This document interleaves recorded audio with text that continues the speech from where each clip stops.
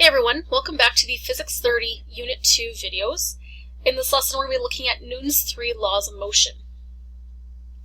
So we're going to look at each of Newton's 3 laws, and the first one we're going to look at is Newton's first law of motion, which is also called the law of inertia.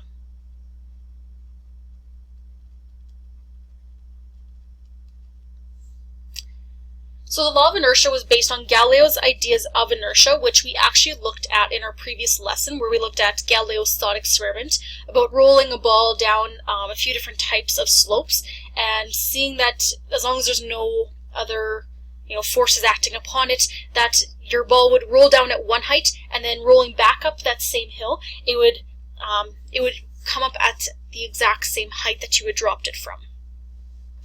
So one way that we can state the law of inertia, if we want to say a little bit more scientifically, we would say that the law of inertia is where an object at rest tends to remain at rest, and an object in motion tends to remain in motion.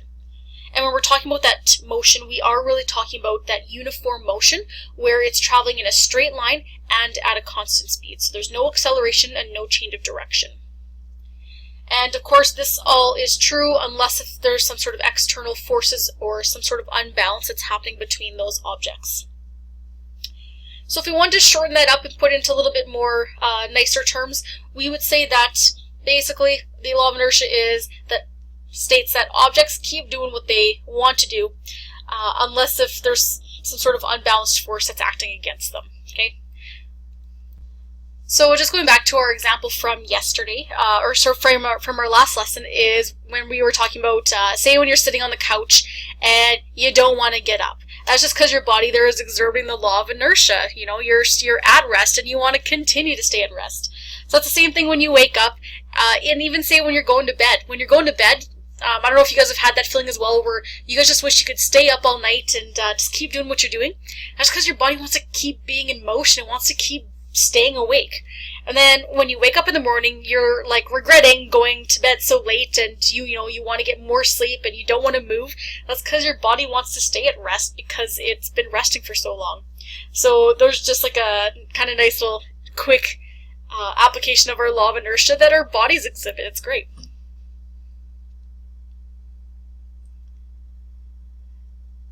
Okay, so moving on to Newton's second law of motion.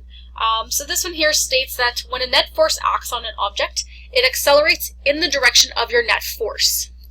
So when you're pushing on an object, it's going to move in the direction that you're pushing. It's not going to go the opposite direction, or it's not going to move off to the side as long as that's not the direction that you're pulling it or pushing it. So it also states that the acceleration varies directly to the net force on it and inversely to the mass. So Newton's second law of motion essentially is looking at that force equation. So that's your force is equal to your mass times your acceleration. So here it's saying that a net force acting on an object, it accelerates in the same direction. So that's also vice versa, but here it's really specifically looking at how does your acceleration change. So here it says the acceleration varies directly to the net force. So if you increase your force, it's going to directly affect that acceleration. That means that your acceleration is going to increase. So that's assuming that our mass stays the same. So it says that it's inversely affected by the mass. So if your force were to stay the same, but you were to increase your mass, then that means that our acceleration has to decrease because we want to keep this force the same value. So if one's increasing, the other one has to decrease to keep it balanced. Okay? So that's essentially what Newton's second law of motion is talking about. It's talking about the force equation and how those different variables or how those different factors affect one another. And then in this case here specifically, how do these affect acceleration?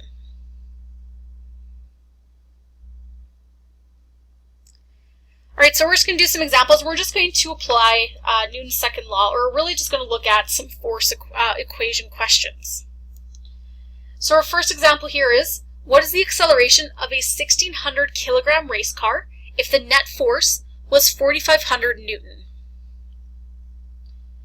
So as I've talked about in class and in my other videos, the important thing that we want to do here is we want to identify some of our really important information here. So here we're given that we have a 1,600 kilogram race car. That there is our mass of the object that we're working with. We're also told that the net force was 4,500 newtons. And here we're looking for acceleration. So say, for example, on your test or on your assignment, if you were to be given a type of question like this and you didn't know which equation to use, you have all your information written down here, so you'd want to look at, well, which equation should I use? Look at the equation that gives you all three of these variables. We're looking for acceleration, force, and mass. So in this case here, we've been talking about Newton's second law, so we know that it is just our force equation. So it's your force is equal to your mass times your acceleration. So now we can plug these values into our formula. So our force here was 4,500. So that's equal to your mass, which is 1,600, times your acceleration, which we don't know, so we can leave that as A. So what we want to do in this equation is that we're going to try and solve for A. So that means that we need to get rid of this 1,600. So this one here is multiplying with your A. So in order to get rid of that, we're going to divide by that value. And remember, because this is an equation, what you do to one side, you have to do to the other. So on our right-hand side here, we're left with A. And if you plug this into your calculator, to go 4,500 divided by 1,600, then you would get 2.8125 in your calculator. Or if you just want to jump straight to rounding using sig figs, you would get 2.8 as your answer. And then we can include our units here, which we know for acceleration, when we're working with newtons, would be meters per second squared. Then to finish off our question, we will just answer it with a written sentence. So we can say the acceleration of the race car is 2.8 meters per second squared. Now we know that with, say, our force and acceleration, that it can be a vector or a scalar quantity. In this case, since we weren't given a direction with our force, we know that our acceleration will just be a scalar quantity as well. So we don't need to include any units in terms of the direction. Just the meters per second squared will be fine. All right, moving on to question number 2. So what would the acceleration be if the mass was reduced by 150 kilograms? So here we're referring to the previous question, and here we're going to be working with the exact same type of force, but what we're going to do is that we're going to change that mass. So here we're actually going to look at what happens with Newton's second law. So here we're looking at how would acceleration change if we're reducing our mass. So going back to what we had said about Newton's law, is that if we increase our mass, our acceleration is going to decrease. So if we're decreasing our mass, then the opposite should happen for our acceleration. So if mass decreases, our acceleration should increase. So let's see what happens when we look at that second example. So here our force is still equal to that 4,500 newtons, but now our mass is going to change. So there we had 1,600, and then we're going to subtract 150. So 1,600 minus 150 gives us 1,450 kilograms. And I'm just going to keep track of my sig figs here. So with sig figs, remember we always go to the least precise value when we're adding or subtracting. So this one here goes 3 places to the left of the decimal. This is just 2. So the furthest or the least precise here would be the 1,600. So our answer here needs to have 2 sig figs. And now we're ready to plug this into our formula. So we have our force is equal to your mass times your acceleration. So your mass stayed your force stayed the same, but our mass decreased to 1,450. Now is times your acceleration. So we're going to go through the exact same steps. We want to get rid of this value connected here with your acceleration. So we're going to divide it.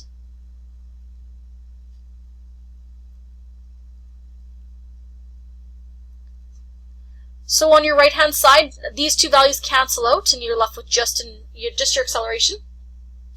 And if you plug this into your calculator, and we're just going to round using sig figs, your answer that you should get is 3.1. And once again, our units here are meters per second squared. Alright, and then just to finish off this question here, we're going to answer this using a sentence. So the acceleration of the race car would be 3.1 meters per second squared. So just to quickly confirm what we were talking about with Newton's second law.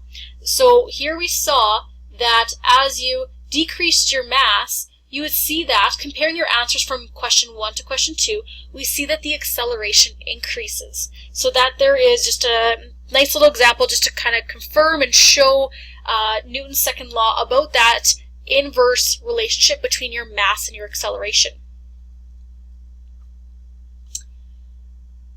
Moving on to example number 3. So Cynthia is bowling with her classmates. She gives a 6.0 kilogram bowling ball an acceleration of 4.5 meters per second squared forward. Calculate the net force she exerted on the ball. So once again, what we're going to do here is we're just going to go back and look at our information. So the 6.0 kilograms, that is our mass. And then we're told that it has an acceleration of 4.5 meters per second squared forward. And here, because we're given a direction, we have that vector quantity. So we're going to put that arrow over top of our acceleration.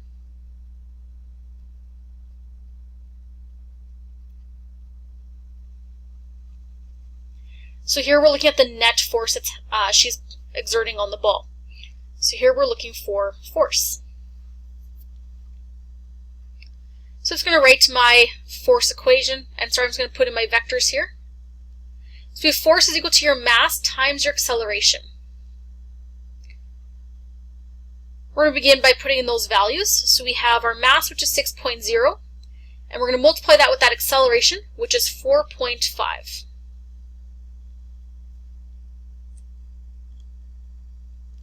So plugging that into your calculator, you actually just get a simple answer of 27.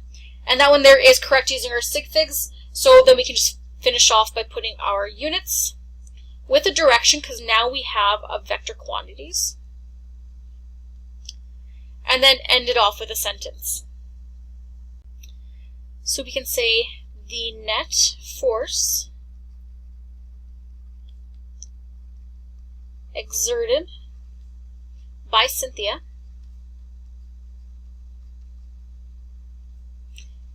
is 27 newtons forward.